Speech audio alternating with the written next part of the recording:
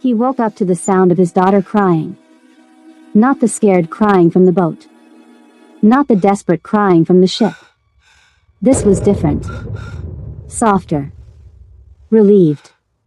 Appa? Nana's voice trembled. Appa, can you hear me? Sang-woo tried to open his eyes. Failed.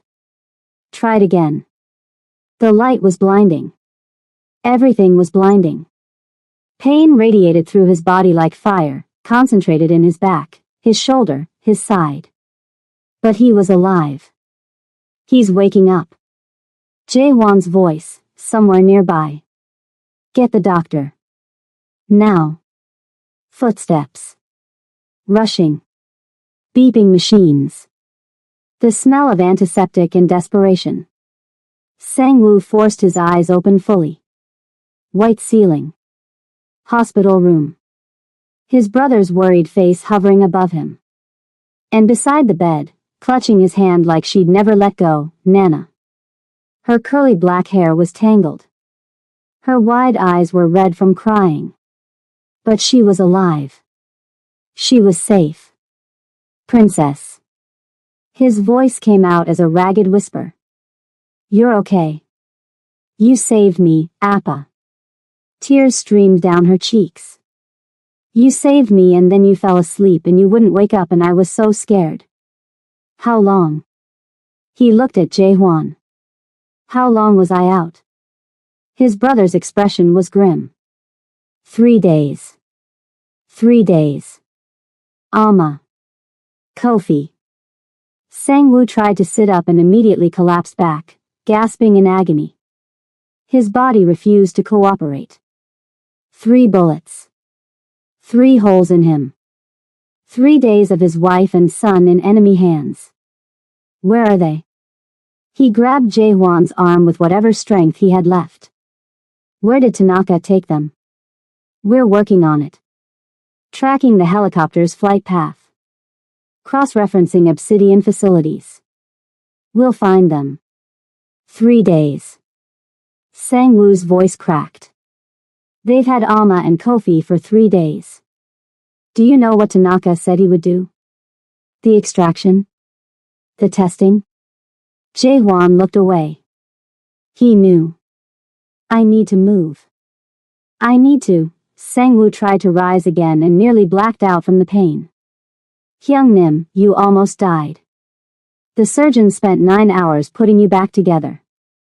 If you try to move now, you'll tear every stitch and bleed out before you make it to the door. Then what am I supposed to do?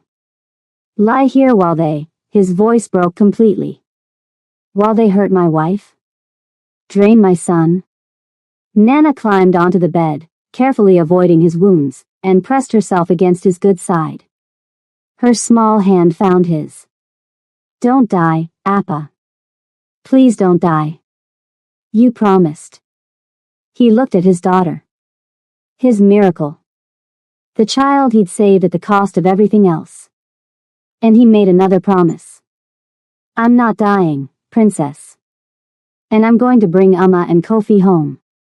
He looked at Jae-won. Whatever it takes.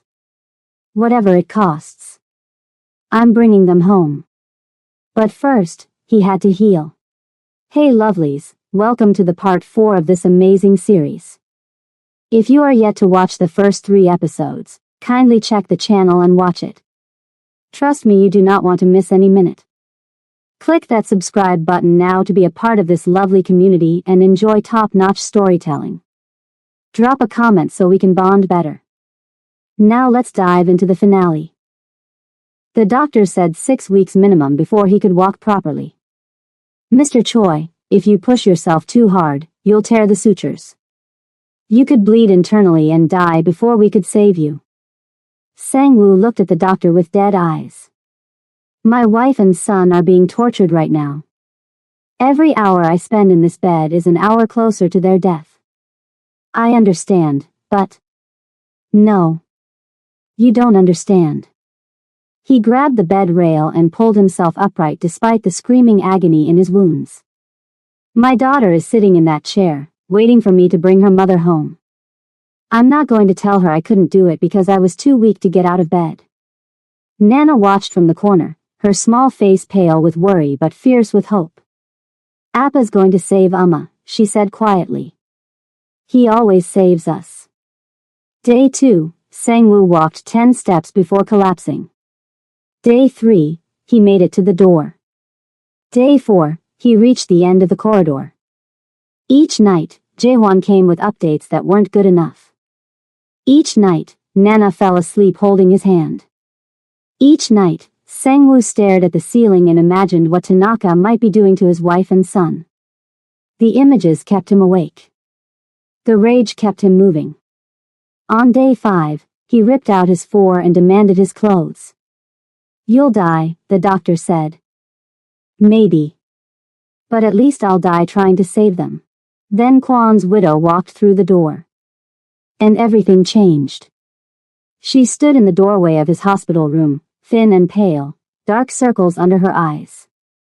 Her children weren't with her, they were with relatives, trying to recover from their own trauma.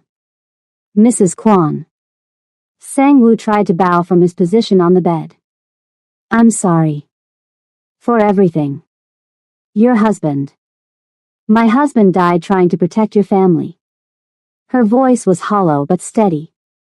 Obsidian killed him because he wouldn't betray you again. I know. And I'm not here for apologies. She stepped into the room, closing the door behind her. I'm here because my husband kept secrets. Insurance, he called it. Information he gathered during his time feeding intel to Yunji and the Jade Tigers. Sangwoo straightened despite the pain. What kind of information? Obsidian facility locations. Security protocols. The real identity of Director Tanaka. She pulled a flash drive from her pocket. Kwan knew that one day, you might need to burn them to the ground. He collected everything he could before he cut ties with them. Why didn't he tell me? Because he was ashamed. Of what he did. Of how he betrayed you. Her eyes glistened with tears. But he loved you, Dragon. Like a brother. And he wanted to make it right. She placed the flash drive on the bedside table. Make it right for him. Destroy the people who killed my husband. Who took your wife? Who hurt your daughter? Her voice hardened to steel. Make them pay. Then she was gone. Sangwoo stared at the flash drive. Kwan's final gift. His path to vengeance. The intelligence was better than anything they'd gathered before. Facility locations across Asia. Security protocols for each site. Personnel files. Financial records. And most importantly, Tanaka's primary base of operations. An island. Private. Off the coast of Indonesia. A converted research facility that served as Obsidian's global headquarters. This is where he would take them, Jaehwan said, studying the satellite imagery. Maximum security. Medical facilities for the extraction. Far enough from any government to operate with impunity. How many men does he have? On the island? Maybe 100. Plus scientific staff, support personnel. Jaehwan shook his head. This isn't like the ship. We can't sneak in with 15 men. This would require an army. Then we get an army. How? We've lost half our forces. The Jade Tigers are destroyed. Who else is going to? Everyone Tanaka has ever wronged. Sangwoo pulled up the files on his tablet. Look at this. Obsidian has been operating for decades. They've stolen from Yakuza families in Japan. Kidnapped children from triad leaders in Hong Kong. Murdered competitors across Southeast Asia. You want to unite crime families against Obsidian? I want to offer them what they all want. Revenge. And a piece of Obsidian's considerable assets once we burn them down. Jaehwan was quiet for a long moment. That would take days to arrange. Weeks, maybe. Alma and Kofi don't have weeks. Then what's your plan? Sang-woo looked at the satellite image of the island. The compound. The landing strip. The docks. I go in first. Alone. That's suicide. No. That's a distraction. He zoomed in on the facility layout. Tanaka wants me. He's been hunting my family because of what Amma means to me, what our children represent. If I walk onto that island alone, he won't kill me immediately. He'll want to gloat. To break me. To make me watch. His voice caught. He couldn't finish the sentence. While you're keeping him occupied, I bring the Alliance forces in through the docks, Jae-hwan said slowly, understanding forming. Hit them from behind while their attention is on you. You'd have maybe 30 minutes. 45 if I can stretch it. And what happens to you in those 30 minutes? Sang-woo didn't answer. He didn't need to. But there was one more piece of the plan. One more person who might tip the scales. On day 7, against doctor's orders, Sang-woo checked himself out of the hospital. His wounds were far from healed. Every movement sent spears of pain through his body. But he couldn't wait any longer. He left Nana with trusted guards, the few he had left, and drove to the prison. Yoonji was waiting in the visiting room when he arrived. She took one look at his pale face, his careful movements, and shook her head. You should be in a hospital. I should be a lot of things. He sat across from her slowly, hiding the agony the movement caused. But right now, I need to be on an island in Indonesia, killing the man who took my wife and son. You found them? Kwon left me a gift. Everything I need to locate Tanaka's headquarters. He leaned forward. But I need more than location. I need inside knowledge. Someone who understands how Obsidian thinks. How Tanaka thinks. Yoonji studied him. You want me to help you plan the assault? I want you to come with me. Silence. Long and heavy. I'm in prison, Sang-woo. In case you hadn't noticed. I've already made arrangements. Early release, conditional on your cooperation with an ongoing criminal investigation. He smiled grimly. Turns out the government is very interested in bringing down an international criminal organization that's been operating on their soil. And after? If we survive? Freedom. Real freedom. Your record cleared. A chance to start over. He held her gaze. The chance you said you wanted. To be more than your worst moment. Yoonji looked down at her chained hands. Why me? After everything I did to you? To your family? Because you know Obsidian. Because you hate Tanaka as much as I do. Because, he paused, choosing his words carefully. Because I believe people can change. You helped me find the ship.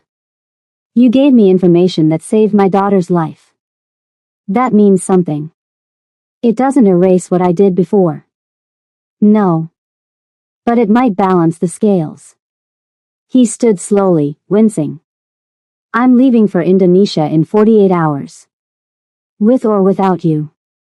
But I'd rather have you watching my back than wondering if I made a mistake trusting you.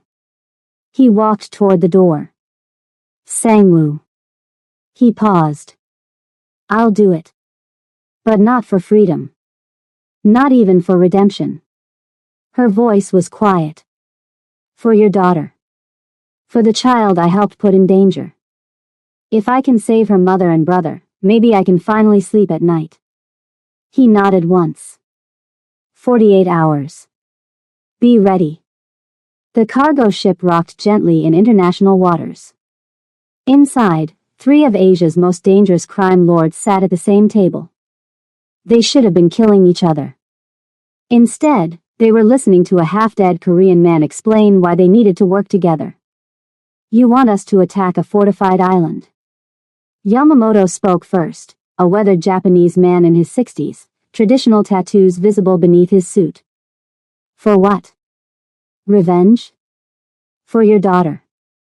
Yamamoto's expression flickered. Pain beneath the stone. She disappeared 3 years ago. Taken by Obsidian. You think she's still alive? I don't know. But I know she's not the only one. Sang-woo slid a folder across the table. 17 children from Yakuza families. 23 from Triad leadership. Dozens more from syndicates across Asia. All gone. All taken to the same place. Mrs. Chen picked up the folder. She was sharp-eyed, elegant, running Hong Kong's largest trafficking network. Her fingers stopped on a photograph. My nephew. He vanished 2 years ago. Obsidian's Island. They're all there. Or they were. Sukarno leaned forward, massive, gold-toothed, permanently scowling. Why should we trust you, dragon? You're half dead and desperate.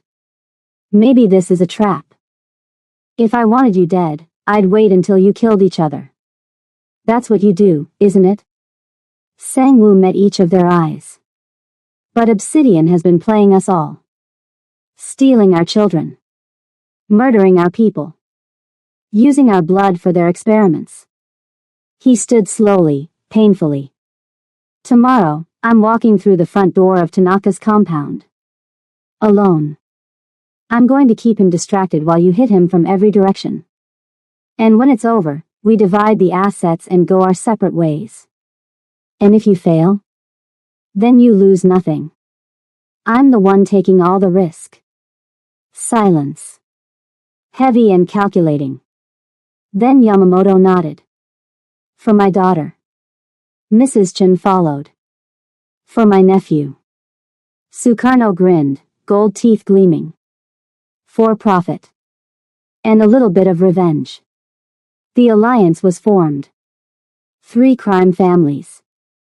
1 common enemy. And a half-dead mafia boss leading the charge. If you're still watching, you're part of this family now. Hit that subscribe button if you haven't already. Part 4 is about to get intense. Tomorrow, they would go to war. That night, Sang-woo couldn't sleep. He stood on the deck of the cargo ship, staring at the dark ocean, thinking about Alma. Wondering if she was still alive. If Kofi was still alive. If he would reach them in time. 7 days. They'd been in Tanaka's hands for 7 days. You should rest. Yunji appeared beside him, dressed in tactical gear they'd acquired for her. Tomorrow will be. I know what tomorrow will be. He didn't look at her. I've been preparing for it my whole life. Have you? To die, you mean? To do whatever it takes. He finally turned to face her. Alma used to ask me the same thing. If I was prepared to give up everything for my family. I always said yes. But I don't think I really understood what that meant until now. And what does it mean? It means walking into that compound tomorrow knowing I probably won't walk out. It means letting Tanaka do whatever he wants to me while my brother brings the cavalry. His voice caught. It means my daughter might grow up without a father. But at least she'll have her mother. Yunji was quiet for a long moment. You really love them. I never understood it before. I thought your love for Alma was just, I don't know. Obsession. The way men like us possess things. Men like us? Broken people. People who take what they want because they don't know how to ask for it. She looked out at the ocean. But watching you now, I see something different. You'd actually die for them. Not just kill, die.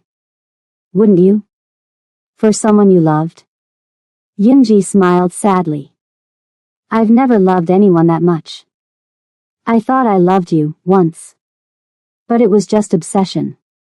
Jealousy. The need to have what someone else had.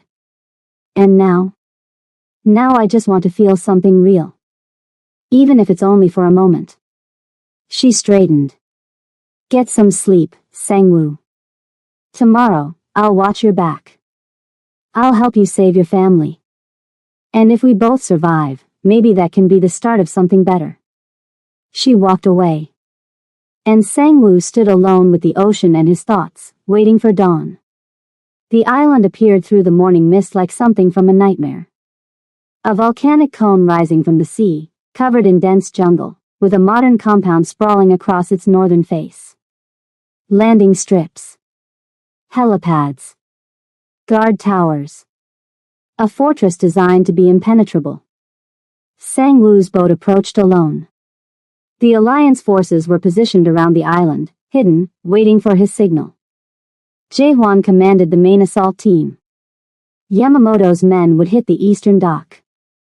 Chen's forces the western. Sukarno's boats formed a blockade to prevent escape. All Sang-woo had to do was keep Tanaka busy long enough for them to breach. Approaching vessel. The radio crackled with a guard's voice. Identify yourself or be destroyed. Sang-woo picked up the transmitter. Tell your director that the Dragon of Gangnam is here. Alone. To negotiate for his family. Static. Then, hold position. He waited. 10 minutes. 20. Then the radio crackled again. Proceed to the main dock. Any weapons will be confiscated. Any resistance will result in immediate execution of the prisoners. Prisoners. Alive. They were still alive. Sang-woo let out a breath he didn't know he'd been holding. Understood. Approaching now. The dock was lined with armed guards. They pulled Sang-woo from his boat, stripped him of his weapons, patted him down thoroughly. He let them. Every minute they spent on him was a minute his forces were getting into position. They found the wire. The earpiece. Ripped them out and crushed them underfoot. The dragon comes crawling, the guard captain sneered.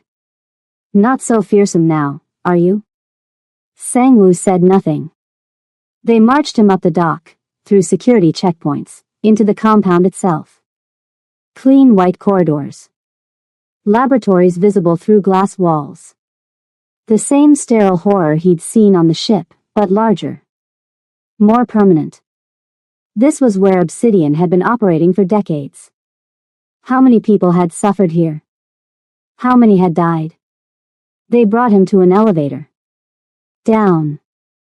Deep beneath the island's surface.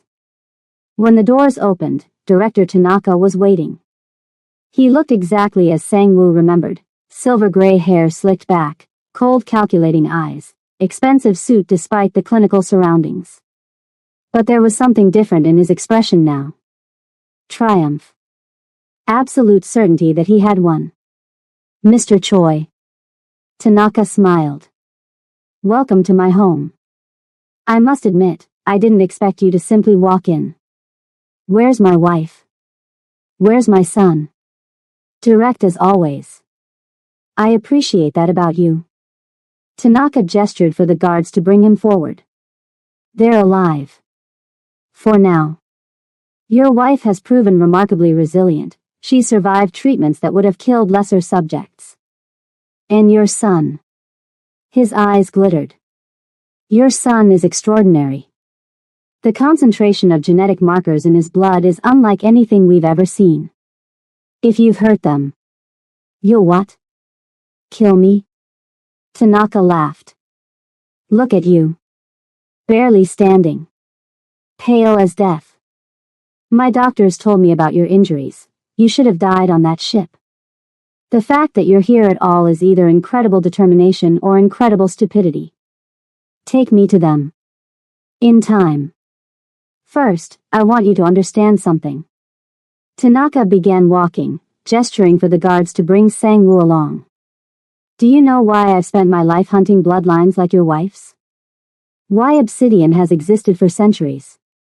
I don't care. You should. Because this is bigger than you, Mr. Choi. Bigger than your family. Bigger than revenge. They passed through a laboratory where scientists worked at stations filled with blood samples and genetic data. Human beings are flawed. Weak. Broken. Disease, mental illness, aging, We're slaves to our genetics. But your wife's bloodline represents something else. The potential for true healing. Not treating symptoms, but rewriting the code itself. You're insane. I'm a visionary. Tanaka stopped at a window overlooking a larger lab below. Look. Sang-woo looked. And his heart shattered. Alma was strapped to a table, unconscious, IVs running from her arms. She was pale. Too pale. Thin in a way that spoke of days without proper food or care. And beside her, in a smaller apparatus, was Kofi. His infant son. 18 months old. Tiny and helpless and connected to machines that were slowly draining his blood. You see, your wife's genetic markers are remarkable. But your son, Tanaka smiled. Your son is a miracle. The healing factors in his blood are the purest we've ever encountered. One child. One child could provide enough material to develop treatments for every disease known to mankind. He's a baby. Sang-woo's voice was barely human. He's a baby and you're killing him. I'm advancing science. Tanaka turned away from the window. But I'm not unreasonable. I brought you here because I want to offer you a choice. What choice? Leave now. Walk away. Take your older daughter and disappear. Build a new life somewhere far from here. Tanaka's eyes were cold. In exchange, I keep your wife and son. Their sacrifice will save millions of lives. A worthy trade, don't you think? Sang-woo stared at him. Then he laughed. Not a sane laugh. Not a controlled laugh. The laugh of a man who has finally confronted the limits of human evil and found them wanting. You think I'd leave them? You think there's any version of reality where I walk away while you murder my wife and son? I think you're a survivor. A pragmatist. Your daughter needs a father. My daughter needs her mother. Sang-woo's voice dropped to something cold and dark. And her brother. And a father who keeps his promises. He glanced at the clock on the wall. 25 minutes since he docked. 5 more minutes. Here's what's going to happen, Tanaka. In 5 minutes, 3 crime families are going to hit this compound simultaneously. They're going to destroy everything you've built. Free everyone you've imprisoned. And then. He stepped closer, despite the guards' weapons trained on him. Then I'm going to kill you. Slowly. For every moment of pain you've caused my family. For every child you've tortured. For every life you've ruined. Tanaka's smile finally faded. You're bluffing. Am I? An explosion rocked the compound. Then another. Alarms began blaring. Red lights flashed throughout the corridor. Tanaka's eyes went wide. Sir. A guard pressed his earpiece. We're under attack. Multiple breach points. Eastern dock, western dock, the main gate. How many? Hundreds. Maybe more. We're being overrun. Tanaka turned to Sang-woo with something like respect mixing with his fury. You united them. The families we've wronged over the years. You actually brought them together. I told you. Sang-woo smiled, cold and lethal and absolutely unafraid. There's nothing I wouldn't sacrifice for my family. Kill him. The guards raised their weapons. Sang-woo moved. He shouldn't have been able to fight. 3 bullet wounds barely healed. 7 days out of the hospital. A body that screamed in agony with every motion. But the dragon of Gangnam hadn't built his empire through luck. He'd built it through violence. Through being faster, stronger, more brutal than anyone who stood against him. The first guard's gun was in his hand before the man knew he'd lost it. 2 shots. 2 bodies dropped. Tanaka ran. Sang-woo pursued. Through corridors filled with chaos. Past laboratories where scientists fled in panic. over the bodies of guards who tried to stop him and failed. More guards ahead. He didn't slow down. Grabbed a fire extinguisher from the wall and hurled it at the cluster. Followed it with gunfire. Pushed through. He was bleeding. His stitches had torn. Every step was agony. He didn't stop. Tanaka ducked into a stairwell. Sang-woo followed. Up. 1 floor. 2. 3. They emerged onto a rooftop helipad. A helicopter was warming up, rotors spinning. Tanaka sprinted toward it. Sang-woo shot the pilot through the windshield. The helicopter's engine whined and died. The rotors slowed. Tanaka froze. Turned. Faced the man he'd been hunting for so long. It's over, Tanaka. Is it? Tanaka reached into his jacket and produced a small device. This is a dead man's switch. If I release it, explosives throughout the lower levels detonate. Your wife, your son, and hundreds of prisoners, all dead. Sang-woo stopped. You're lying. Am I? I built this facility, Mr. Choi. Every room, every corridor. Did you think I wouldn't prepare for the possibility of exactly this scenario? The sounds of battle echoed from below. Gunfire. Explosions. Screaming. Your forces are winning. I'll grant you that. But even if they take the entire compound, I can still take everything from you with a single button. Sang-woo's gun never wavered. But his hand trembled. His wife. His son. What do you want? I want to walk out of here. Get on a boat. Disappear. Tanaka's smile returned. You can have your family. You can have this island. But I go free. No. No. Tanaka laughed. You'd let your wife and son die for revenge? I'd let you think that. Sang-woo's voice was calm. Too calm. But here's the thing, Tanaka. While you were gloating, while you were explaining your grand plan, my people weren't just attacking the surface. They were also evacuating the prisoners. Tanaka's smile froze. That's impossible. My men are dead or dying. And right now, Jae-hwan is carrying my wife and son to a boat. Sang-woo stepped forward.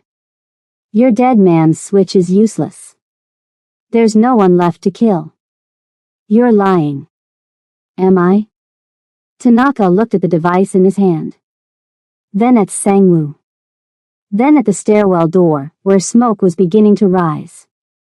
He pressed the button. Nothing happened. I had Yunji disable your explosives hours ago. While you were focused on me, she was already inside the compound. Sang-woo smiled, and there was nothing human left in it. She knows Obsidian systems. Your security protocols. Your fail-safes. Because she worked with your people for 2 years. Yunji. The girl from the Jade Tigers? Tanaka shook his head. She's in prison. She was in prison. Past tense. Sang-woo raised his gun. Any last words? Tanaka dropped the useless device. You think you've won? You think destroying me ends this? He laughed, high and desperate and broken. Obsidian has existed for centuries. Kill me, and someone else will take my place. The research will continue. The hunt for bloodlines will continue. Your family will never be safe. Maybe not. Sang-woo lowered the gun slightly. But you won't be there to see it. This is the moment we've all been waiting for. 4 parts. 1 journey. And it all comes down to this. Before we continue, tell me in the comments, does Tanaka deserve what's coming? Let's finish this. He shot Tanaka in the knee. The director screamed and collapsed, clutching his shattered leg. Sang-woo walked toward him slowly. Each step deliberate. Each step a promise. That was for my daughter. For the terror you put her through. He shot the other knee. Tanaka screamed again, trying to crawl away, leaving a trail of blood across the helipad. That was for my wife. For the days she spent strapped to your table. He shot Tanaka's right hand. That was for my son. For every drop of blood your machines stole from him. He shot the left hand. Tanaka could no longer crawl. Could no longer move. He lay on the helipad, broken and bleeding, staring up at the man who had destroyed everything he'd built. Please. His voice was a whimper now. Please. I can give you money. Information. Power. Whatever you want. I want my family back. Sang-woo stood over him. I have them. There's nothing else you can offer me. He placed his foot on Tanaka's chest. Pressed down. Any last words? Tanaka's eyes were wide with terror. Real terror. The terror of a man who had spent his life causing pain and was finally understanding what it meant to receive it. You're a monster, he gasped. Just like me. We're the same. No. Sang-woo shook his head. You hurt people because you wanted something from them. Because you saw them as resources. Tools. Means to an end. He pressed the gun to Tanaka's forehead. I hurt people because they threaten what I love. There's a difference. He pulled the trigger. The silence that followed was deafening. Sang-woo stood over Tanaka's body, gun still raised, chest heaving. Blood dripped from his reopened wounds. His legs trembled with exhaustion. But it was over. Tanaka was dead. Obsidian was burning. And somewhere below, his family was waiting. He found them at the dock. Jae-hwan had gotten them out, just as planned. Alma was on a stretcher, conscious now, reaching for him with trembling hands. Medical teams were already working on her, replacing fluids, stabilizing her vitals. And Kofi. Sang-woo fell to his knees beside the small bundle in Yoonji's arms. His son. His baby boy. Pale and weak but breathing. Alive. He's stable, Yoonji said quietly. They hadn't finished the extraction. Another day, maybe two, and she didn't finish. She didn't need to. Sang-woo took his son from her arms. Held him against his chest. Felt the tiny heartbeat against his own.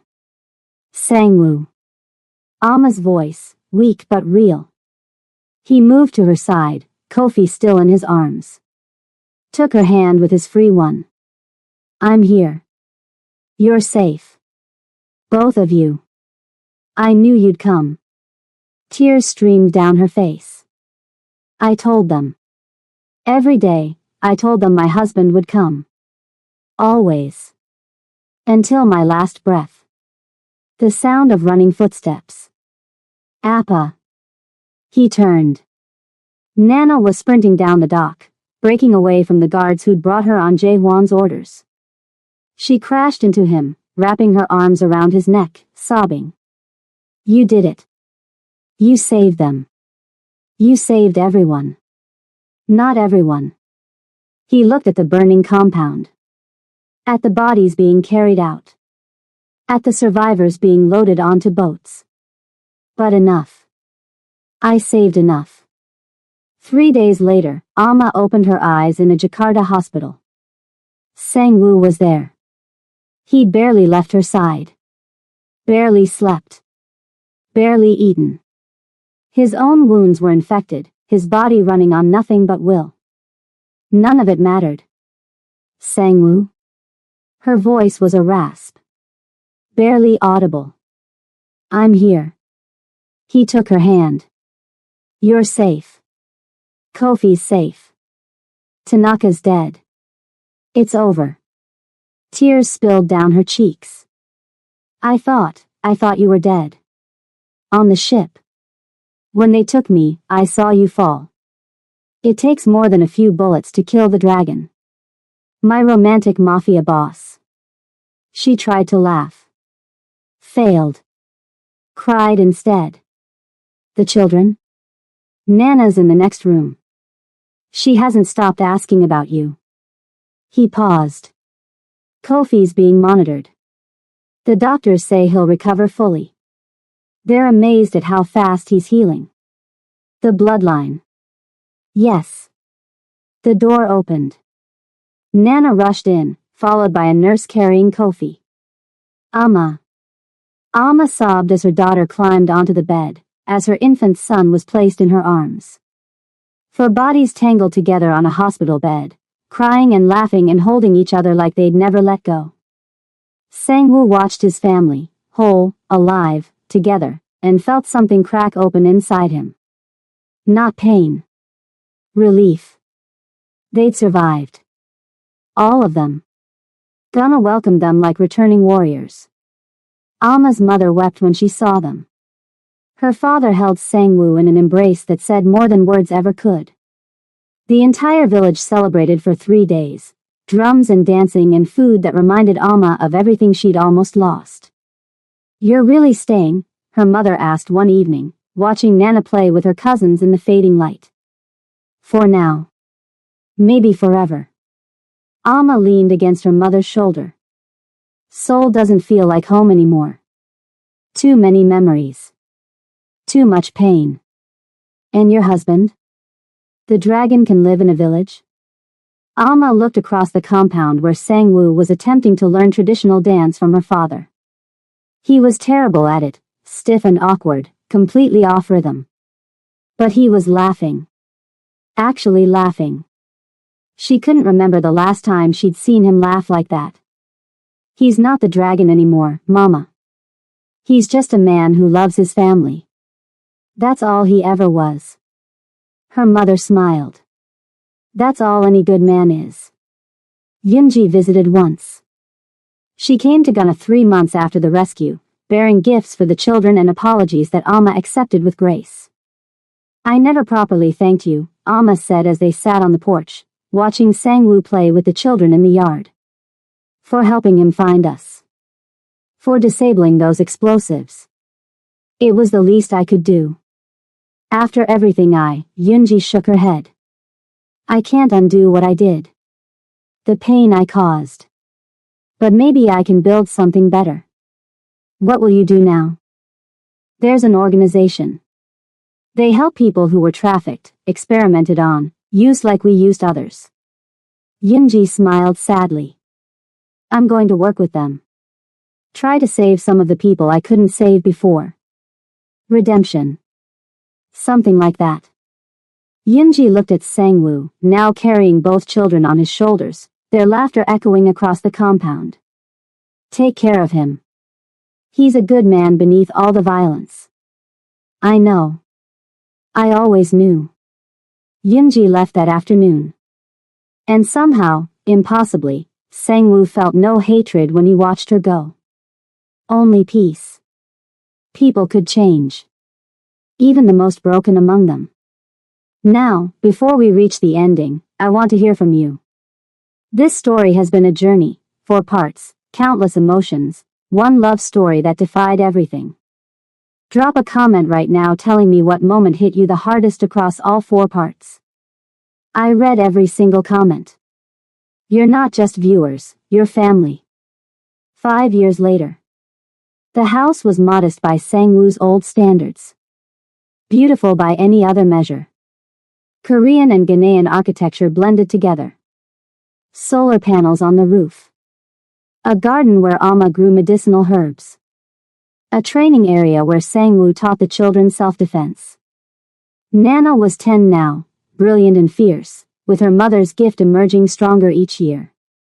She could sense pain in others, ease it with her touch. Kofi was 6, intense and quiet, with a gift even more powerful. He could heal wounds just by touching them. Doctors who examined him were baffled. "He's special," they said. "Perhaps the most special person we've ever encountered." One evening, Kofi tugged at Sang-woo's hand at bedtime. Tell me again, Appa. About the dragon who saved the princess. Sangwoo glanced at the doorway where Amma stood, listening. Once upon a time, there was a dragon who everyone thought was a monster. But he was really just sick. And one day, a princess arrived from a faraway land who could heal things that couldn't be healed. Did she fix him?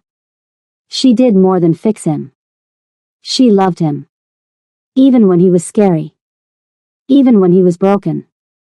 And they lived happily ever after? Sangwoo kissed his son's forehead. They had to fight for it. But yes. Happily ever after. Later that night, Amma found him on the porch, watching stars. I never thought I'd have this, he said quietly. Have what? Peace. Real peace. Not the calm before the next storm. Just quiet. She slipped her hand into his. You earned it. We both did. He turned to face her. Even after 10 years, she still took his breath away. Her goddess locks streaked with a few strands of gray. Her eyes still warm, still fierce, still seeing through every wall he'd ever built. I love you, Amma. More than I ever thought I could love anything. I love you too. She kissed him softly. My healed Mafia boss. Just a man now.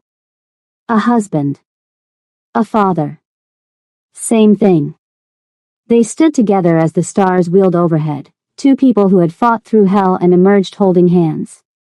That night, after the house was quiet and the children were dreaming, they lay together in their bedroom. The sounds of Africa surrounded them. Insects singing. Distant drums from a neighboring village. Wind through ancient trees. Do you ever regret it? Alma asked, her head on his chest, fingers tracing the dragon tattoos she'd memorized years ago. Any of it? Not for a second. He pulled her closer. Every broken moment led me to you. Every curse. Every enemy. Every scar. It all led here. To a village in Ghana. To you. The location doesn't matter. You're my home. You've always been my home. She propped herself up, looking down at him in the moonlight. When I walked into your hospital room all those years ago, I had no idea what I was getting into. A mafia boss with a curse. A man who couldn't feel satisfied no matter how many women he had. And now? Now you're satisfied with just me. She smiled. That's quite the transformation. You're not just one woman. You're everything. You always were. He pulled her down for a kiss. Soft at first. Then deeper. Then with the passion of two people who had survived the impossible and still wanted each other just as desperately as the first night. They made love slowly, reverently. Every touch a prayer. Every whisper a promise. And when they finally lay still, tangled together, heartbeats slowly returning to normal, Sangwoo felt something he'd spent his whole life searching for. Peace. Real, lasting, unshakable peace. Thank you, he whispered. For what? For walking into my hospital room. For seeing past the monster. For giving me a family. His voice caught. For giving me a life worth living. Amma smiled in the darkness. Thank you for fighting for us. Every time. No matter the cost. Always. Until my last breath. And beyond? He kissed her forehead. And beyond. The dragon of Gangnam was gone. In his place was something better. A husband. A father. A man at peace. And that was everything. The end. From the bottom of my heart, thank you. Thank you for following Sangwoo and Amma's journey from that first hospital room to this peaceful African night. 4 parts. Tens of thousands of words. Countless hours of tears and laughter and edge-of-your-seat-by drama. And I couldn't have finished it without you. This story was a labor of love. Every twist. Every emotional beat. Every moment was crafted for you, the ones who stuck with this series from the very beginning. So now I need to hear from you one last time. Drop a comment right now and tell me. What was your favorite moment from the entire series? What scene made you cry the hardest? What moment had you screaming at your screen? Are you satisfied with how it ended? I read every comment. I see every like. And it means the world. If you haven't already, subscribe to this channel. Because more stories are coming. Different characters. Different worlds. Same heart. Like this video if Sangwoo and Ama's love story touched your soul. Share it with someone who needs to experience this journey. And thank you. Truly. For being part of this community. This isn't goodbye. It's just the beginning. Until the next story.